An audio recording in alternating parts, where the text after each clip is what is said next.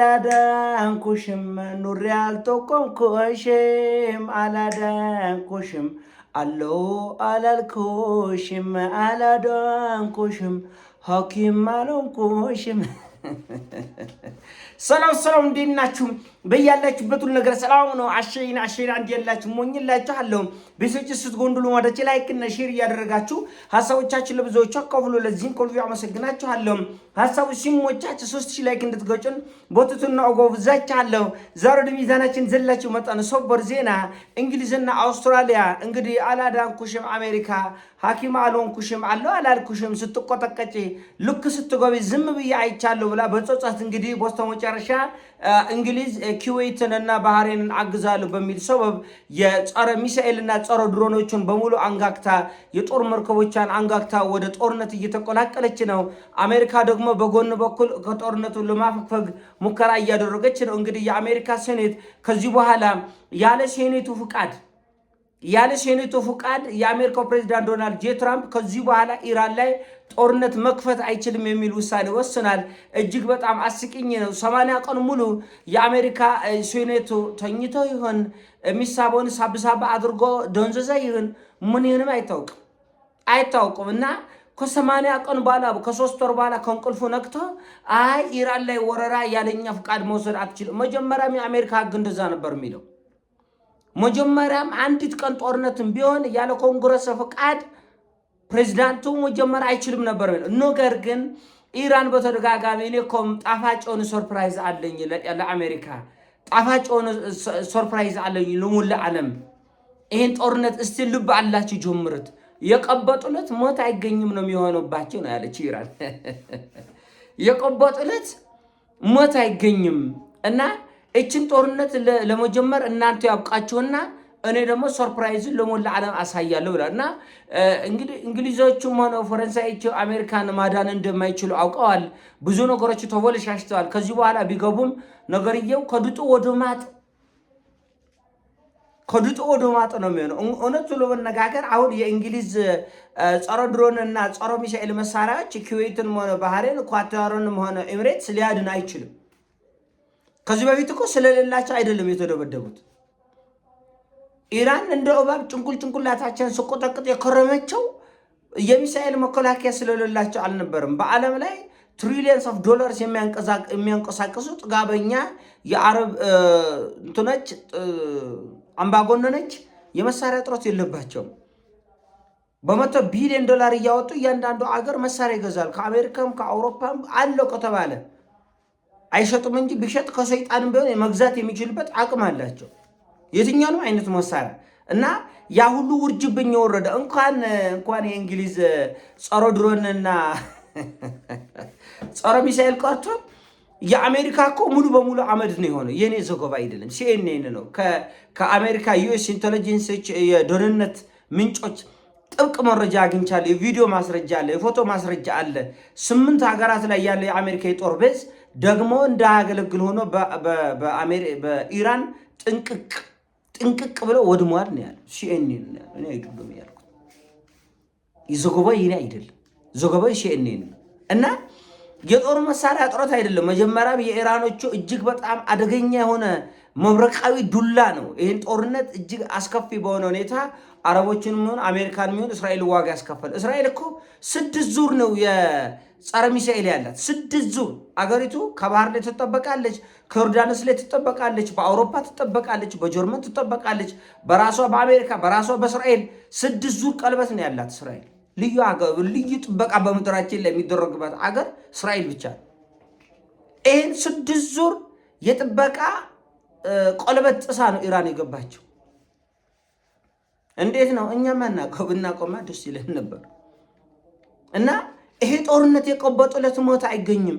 ሰሞኑ ዩክሬን እንዴት ምን እንዳደረገች አይታችኋል። የቀበጡለት 600 ድሮን አንስታ ሞስኮን ጭምር እና ሌሎች የራሽያን ግዛቶች በ600 ድሮኖች ለመደብደብ ሙከራ አድርጋ ሞስኮ ከ540 በላይ የሚሆን ድሮኖችን ስታከሽፍ የቀሩት 60ዎቹ ወርደው የሳይንስ ተቋማትን፣ ወደቦችን፣ የነዳጅ ማጣሪያዎችን መጥተዋል። ቀላል አይደለም 60 ድሮን።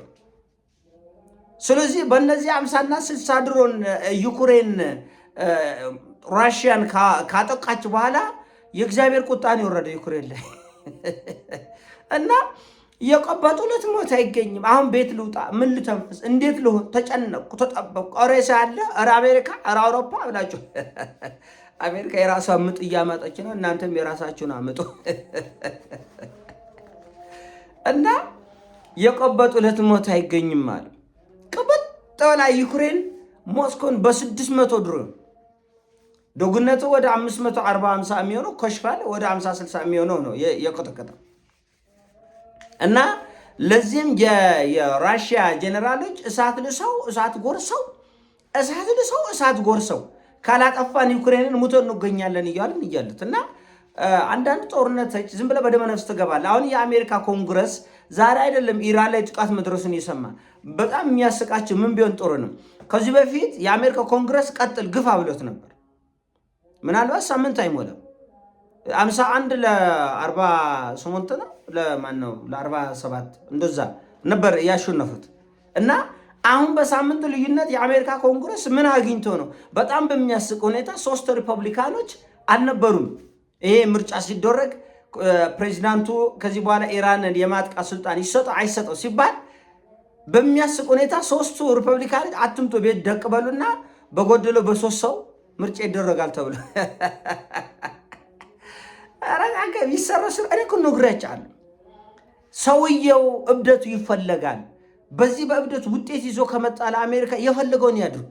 ኮንግረስ፣ ህግ፣ ሴኔት ምናምን አይሰራም። እንደዚህ አይነት ጨዋታ አይፈልጉትም እነሱ። ብቻ አበደም ጨርቁን ጣለም ጤናማም ሆነም ወፈፌም ሆነም ችግር የለም ውጤት ብቻ ይዞ ይምጣ። አሁን ግን አካሄዱ ውጤት ይዞ እንደማይመጣ አውቋል። ራሱን ትራምፕም ያውቋል እኮ። አሁን ትናንትና ደቂቃ ቀረኝ፣ ሰኮንድ ቀረኝ፣ ሰዓት ቆረኝ፣ ልቆጠቅጥናት፣ ላፈርስ ነው፣ ላወድም ነው፣ ኢራን የምትባል አገር ታሪክ ልትሆን ነው እያለ ነበር ራሱ። አሁን መልሳ አረቦቹ ተንፈራፍረውብኝ ነው እግሬ ስር ወደቁና ለሞነኝ አለቀሱ አለ። አላዳንኩሽም ብለው ብትዘፍን አይሻልም? አላዳንኩሽም ኑሪ አልጠቆምኩሽም በላቻ ዝም ብለው ለአረቦቹ። አሁን አሜሪካ ለኩዌት፣ ለሳዑዲ፣ ለኤሚሬትስ የምትዘፍነው ዘፈን አላዳንኩሽም ኑሪ አልጠቆምኩሽም አላዳንኩሽም አሎ አላልኩሽም አላዳንኩሽም። እንደዚህ ነው አሁን ትራምፕ እየዘፈነላቸዋል። ኤኒዌይስ ይህን ጦርነት እኔ ቢጀምሮ ደስ ይለኛል። አሜሪካኖችና አውሮፓኖች ቢጀምሮ ደስ ይለኛል። ዓለም የሚገባውን ትምህርት ተምሮ ወደ ቤቱ ይገባል። የኛ የምስራቅ አፍሪካ የኢትዮጵያ የአፍሪካን ጉዳይ እሱን ክደ ነው። ይሄ የነዳጅ ጥረቱ የዋጋ ውድነቱ ሰማይ ሰማያት ጎነት እሱንም እርሳው። ነገር ግን መቋቋም አይችሉም። አራት ነቱ መግቢያም የላቸው መውጫም የላቸው። ምንም ማድረግ አይችሉም። መላሱም አይችሉም። እና ኢራኖቹ በደንብ ሰርተውበታል፣ በደንብ ተዘጋጅተዋል። ከራሽያና ከቻይና ጋር እጅግ በጣም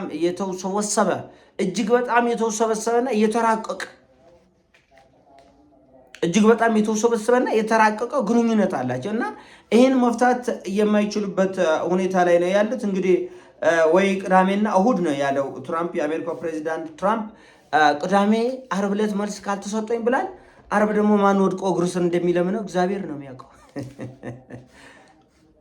ማን እንደሚታወቅ እንግዲህ ቅዳሜ ሙሉ በሙሉ ጀምራለሁ ብሏል። በነገራችን ላይ የኢራኑ መንፈሳዊ መሪ ሙጀተባ ሐመኔ አዲሱ መንፈሳዊ መሪ ኢራን ታላቅና ተጽዕኖ ፈጣሪ የዓለም ሀያል ሀገር ሆናለች፣ አሁን ደግሞ ሶስተኛውን ቅዱስ መከላከል እናደርጋለን ብሏል። አሁን በሚደረገው ሶስተኛ ቅዱስ መከላከል፣ ይሄ ቅዱስ መከላከል የሚባለው በኢራን ከኢራቅ ጋር 8 ዓመት ሙሉ እጅግ በጣም ዘግናኝ የሆነ ደም መፋሰስ ውስጥ ገብተው ነበረ።